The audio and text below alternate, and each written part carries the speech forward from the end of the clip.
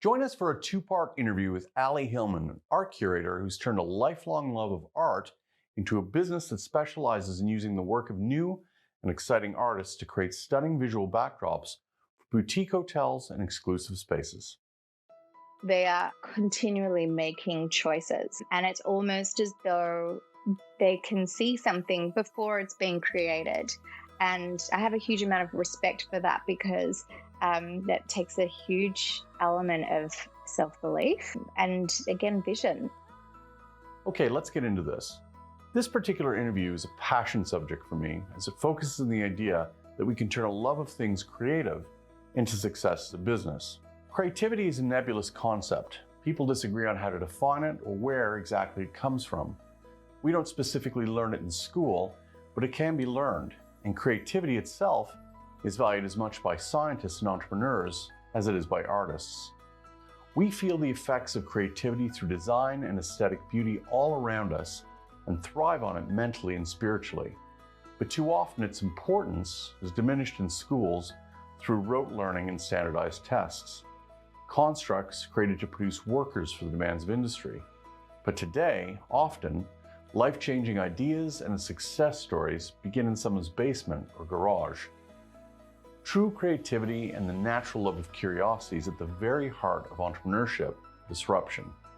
But when this doesn't have a place to thrive, we all lose. And yet, with so many products and places being reduced and refined to pure functionality, it's the spark of creativity and how it's deployed that's often the difference between the mundane or the lineup at the door of your business. And this brings us to the fantastic Ali Hillman, founder of Friday Trampoline, a business that spots new emerging artistic talent and helps bring their work to life at the service of exceptional spaces and places where we hang out. A recent transplant from London, Ali runs her business down under and will share her views on what it is to be creative, define creativity, and how companies are bringing it to bear to create standout for themselves in the marketplace. Let's hear from Ali. Hey there, Ali. I'd like to welcome you to this episode of The Creators. I know that you're a long way from where I'm based. So I'm based here in Canada. You're in Sydney, Australia. And so I want to thank you for taking this time early in your morning to join us for this episode. Thanks very much. Thank you. So Ali, you are the founder of a really interesting creative business called Friday Trampoline. So why don't we start there? Why don't you tell us what Friday Trampoline does? So Friday Trampoline refers to the model of essentially an art pop-up that's short in duration. So it was quite disruptive in the sense that art exhibitions tend to have a duration of 4 to 6 weeks, typically in a gallery structure. And what I started to do was have exhibitions that often tied into major cultural fairs and events like Frieze or Photo London.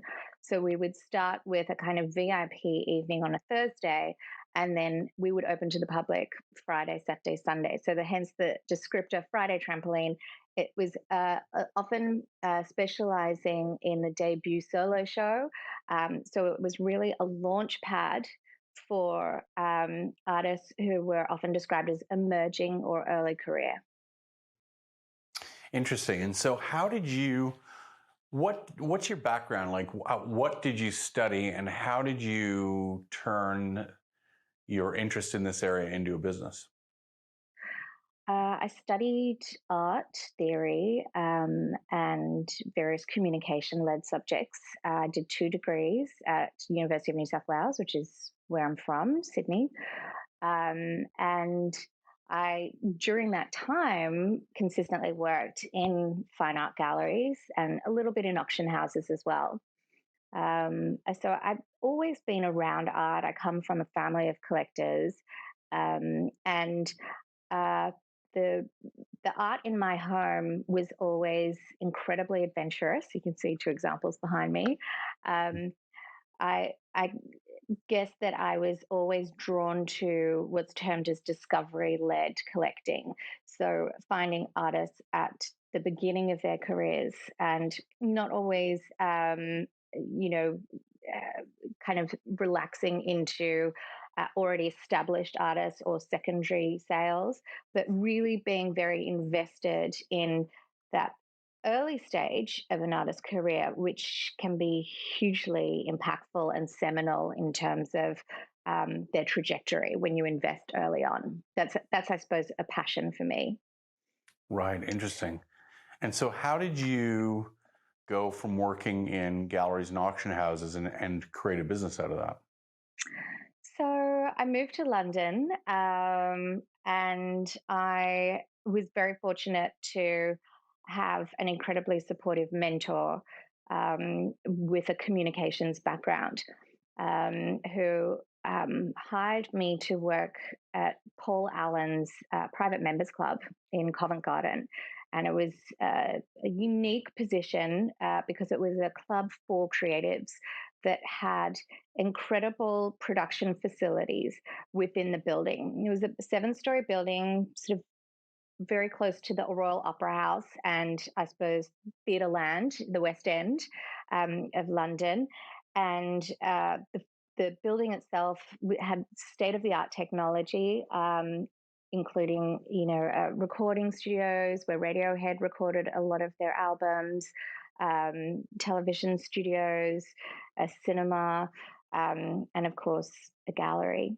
So a lot of the content that I looked at for our exhibition program, which essentially my remit was to present public exhibitions, um, tended to fall at that intersection of technology and creativity, which played to the sort of tech heritage of our founder, Paul Allen, coming from Microsoft. Um, and I guess the art program acted as a kind of ambassador because it was the only element of the building physically that was licensed for public access. But it was also a means of, for want of a better description, advertising, because at private clubs, you can't really issue press releases or photography taken within the space. There are lots of caveats, whereas the gallery was something that actively demonstrated something about the character of our club and was open to the public. Interesting. So were you working there, or were you hired on contract to do that work?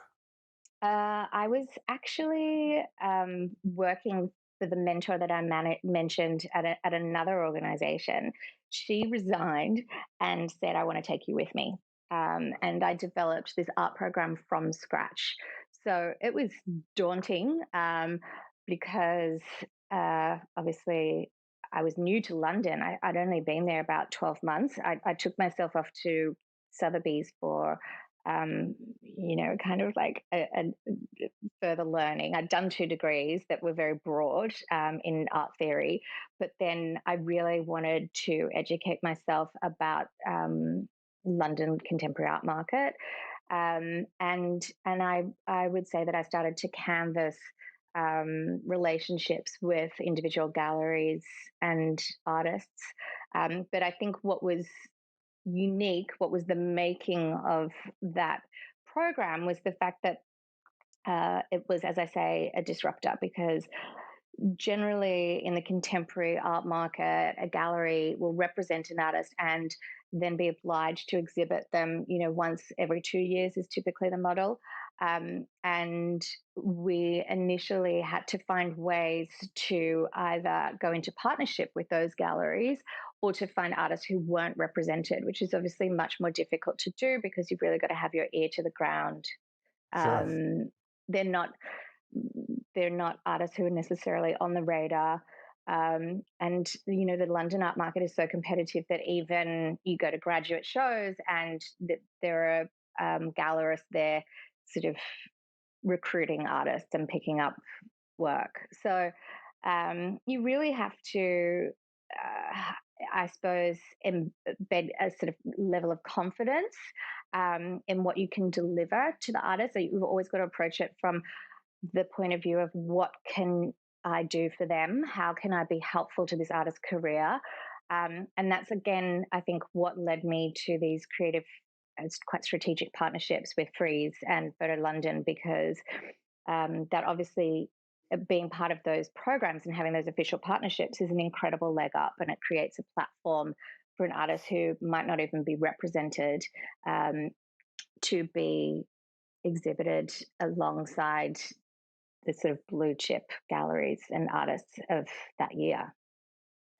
That's really interesting. So how, just out of curiosity, before we get into the mechanics of how your business works now, Yes, like how do you discover new artists? Like how do by you being go about curious. being, what's that? By being curious. And I guess because this is something that you live and breathe every single day, you're into the right Yeah, networks. But yeah, I suppose it's not just finding them, but also how do you know? How do you have a yeah. sense of whether an artist has the body of work or the sense of direction in the work they create that Mm, they have got an audience that's beyond them? Like, how do you know mm. whether an artist is good enough to bring to the public? Yeah, it's very intuitive. But I do think that there can be a formula to it as well. I think a lot of it's down to chemistry, um, but you also quickly get a sense, like you do with any professional relationship, of a person's ability to deliver a project to completion. You look at the work that they've made so far, you meet with them, you visit their studio, you understand what their vision for a project might be. And even there are sort of markers in the negotiation of how you would partner on a project that indicate a level of seriousness and I suppose rigor in their practice. Um, but it's something also that you develop more and more over time. I think I'm very proud of the fact that a lot of the artists who possibly gave their first opportunity for a big public exhibition have gone on to win awards and grants and become highly collectible. Um, so I think it's practice, as well. It's. I think you develop your radar and nous for that kind of talent spotting. Um, and Interesting. it's not just the talent as well. I would say that it's very much their approach, because I think successful artists are generally quite savvy, and their communication around their work um, is often an indicator as well. When someone has a certainty around their vision and are able to communicate that, then that's a really good indicator that they're going places. Do you know one of the, I think, I've spent most of my career working in and around the creative industry. So I've started my career in advertising, and I've worked for some very large design firms, architectural firms. And so I've always had a really deep appreciation of creativity. And interestingly, in the course of the work I do, I've worked a lot with technology companies and in academia. And one of the things that I've found is there's a certain attitude that exists that poo-poos the arts, despite the fact that everything around us has got, that is worth paying attention to, has been designed to some degree or entirely. What I really find interesting is how many kids are discouraged from pursuing creative, a desire or interest in the creative field. In fact, I was doing some work on a project that involved me interviewing some folks from the University of the Arts in London. And I had a meeting with a number of senior people there, and I said that on a recent drive to school, my eldest daughter in the back of the car had said to me, Dad, I want to become an artist when I grow up. And I said I immediately flinched, even though I've spent my whole career working in and around creative people. And these individuals, these three people that were all in the fine art space, said that they had had the same reaction when their kids had said the same thing. Mm-mm. I find that so interesting that for some reason, for instance, the work that you do can create such a powerful impact, not just for the artist, but on the viewer, for the audience, to really move the needle in their impression of a space, their impression of an event. And so I'm curious, what's your sense of, because there's two parts to your business. You've got to have a willing client that, Mm. is willing to embrace your vision, but you also have to have the artists themselves who can fill the gaps of that vision. So I'm curious, what's your sense of the creative environment out there? Like, are we in Well, a good period of time, I guess, a good age for creativity, or what do you think? Well, I take your point. I think it's daunting. I think to be an artist, you have to have some level of crazy about you because it's it's a choice not to conform. And I think what I've seen is in the artists that I've worked with, they're incredibly determined workaholics. Everything you give to an artist, they will give back tenfold. And I think that this perception that artists, it's like that is it BBC? There's a UK series called "What Do Artists Do All Day." Hmm. Because I think there is a public perception that artists have a sort of, and maybe to an extent they do a sort of bohemian existence that fails to conform to societal norms, and that takes huge guts and bravery. But also, I think what I've found is when you're working with an artist, that they have this, and I keep talking about vision. They have a sort of a really commanding voice in what they do. And that's across the board from working with photographers, directors, performance artists, painters, that they are continually making choices. And it's almost as though they can see something before it's being created. And I have a huge amount of respect for that because that takes a huge element of self belief and, again, vision. So it's not an easy path. I think that, there are possibly today more. There's more consciousness around how to market yourself as an artist, or grants you can apply for. But funnily enough, I'm reading a book at the moment. I think it's called The Ninth Street Women. I've forgotten the title. And it's about that sort of key post-war period in New York, where there's all this focus on, abstractionists like Jackson Pollock and Wilder Kooning. And the book actually looks at their partners, like Lee Krasner and Elaine de Kooning, and I think Helen Frankenthaler and Grace Hardington. And at that time, because of the war having taken place, there are all these government incentives to prop up artists and provide work for them. And I went into it thinking this might be a bit of a depressing read because obviously that sort of Camille Claudel syndrome, that their careers were really outshadowed by um, their male counterparts. But actually, it's an incredibly uplifting read. And what you see is women taking leaps and bounds and all this kind of like self-actualization in their work, and they were hugely successful. And it took that same what we're getting back to, vision of deciding I'm not going to be a stay-at-home mum. I'm not going to um, pay attention to the fact that it's usually white